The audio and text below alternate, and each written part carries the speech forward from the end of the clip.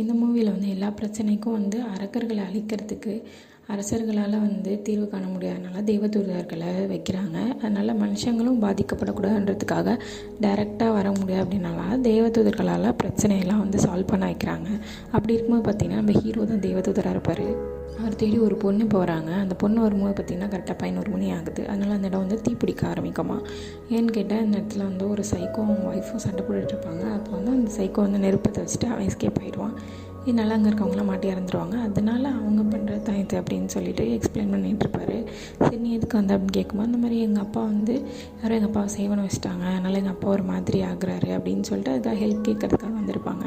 இதுக்காக நம்ம வீட்டுக்கு வரேன் வந்து பார்க்குறேன் அப்படின்னு சொல்லியிருப்பார். ஹீரோவும் போய் பார்க்கும்போது தான் தெரியும் இது வந்து டம்மி அப்படின்னு சொல்லிட்டு. அதுக்கப்புறம் அந்த 2 பேய்ங்களையும் அடித்து பிடிச்சி ஏன் இந்த மாதிரி வந்திருக்கீங்க அப்படின்னு சொல்லிட்டு கேட்பாங்க. இதெல்லாம் பண்ணுறது அவங்க அம்மா தான் தெரியும். அதுக்கப்புறம் பார்த்தா ஊரில் நிறையா கொலைலாம் நடக்கும். ஏன்னு தெரியும், ஏன்னு வந்து யாருக்குமே தெரியாது.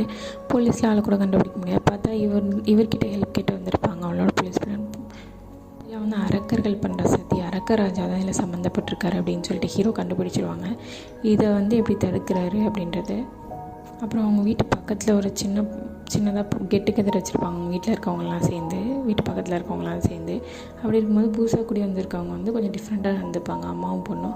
அவங்க அம்மா கொஞ்சம் உடம்பு சரியில்லாமல் இருக்கும், பொண்ணுக்கு வாய் பேச முடியாது. இதனால என்ன ஆகும்னா அவங்க ஒரு ஆசிரமத்துக்கு போயிடுவாங்க. அவங்களுக்கு போலீஸ் சாமியார் ஏமாற்றி அந்த அரக்கரோட ஆள் தான் அவர் ஏமாற்றி ஆன்மாவெலாம் எடுத்துகிட்டு இருப்பார். இதனால் அந்த பொண்ணோட ஆன்மா எடுத்துருவார். திரும்பி அந்த ஆன்மாவை திருப்பி வச்சிருவார் நம்ம ஹீரோ. இது ஒரு ஃபேண்டஸியான ஸ்டோரி. பார்ட் 2 வேணுன்னா கமெண்ட்டில் சொல்லுங்கள்.